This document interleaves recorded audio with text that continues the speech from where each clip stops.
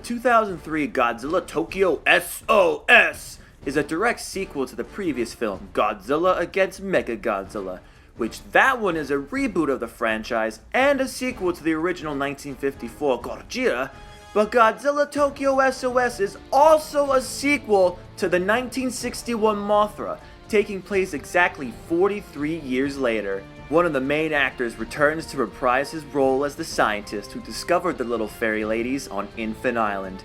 Now that's awesome. And I have to admit, he looks pretty good for his age. Even the little fairy duo themselves return for this film, and you know what that leads into. Another foot-tapping, head-banging rendition of the Mothra song.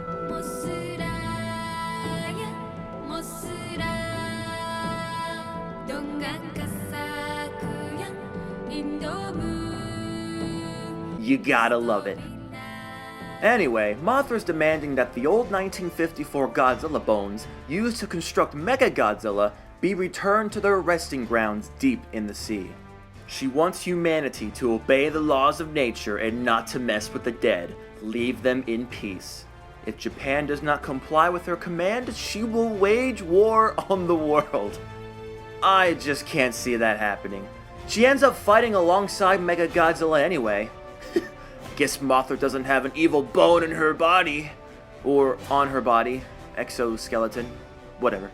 For an elder moth, Mothra possesses a plethora of life-killer moves. I mean, she must have been working out a lot in those 43 years, dropping 100 metric tons from her ass alone!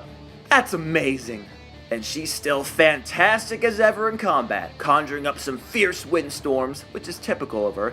But then she whips out her ninjutsu skills and sneaks up on Godzilla within the dust, grabs his hair, and with her bulging muscles throws him like a bowling ball down an alley. She spares no expense, yeah. But then she strikes home with this attack. While she's emitting her yellowy scale attack thing, Godzilla attacks with his atomic ray, which somehow results in a catastrophic near-atomic explosion right in Godzilla's face! Oh, that's great. Oh. However, Godzilla starts to catch on to her tactics and rips one of her legs off. Ow.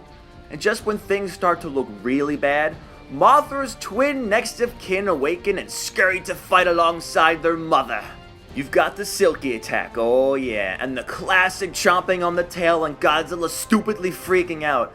And there's a funny moment where Godzilla stupidly looks around for a hiding Mothra baby. Where'd it go? But oh snip, he knew exactly where she was the whole time. But then all happiness and hope for my well-being is trashed and stomped out like a lit cigarette within seconds after seeing this! No! No!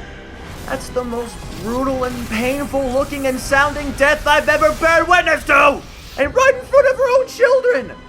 If I would have seen this as an innocent, naive youth, I would have had nightmares for years! I'm disgusted. Enough of this. Mechagodzilla, eradicate him! Ooh, look at that! Up in the air! Yeah! Blast him! Boom! Boom!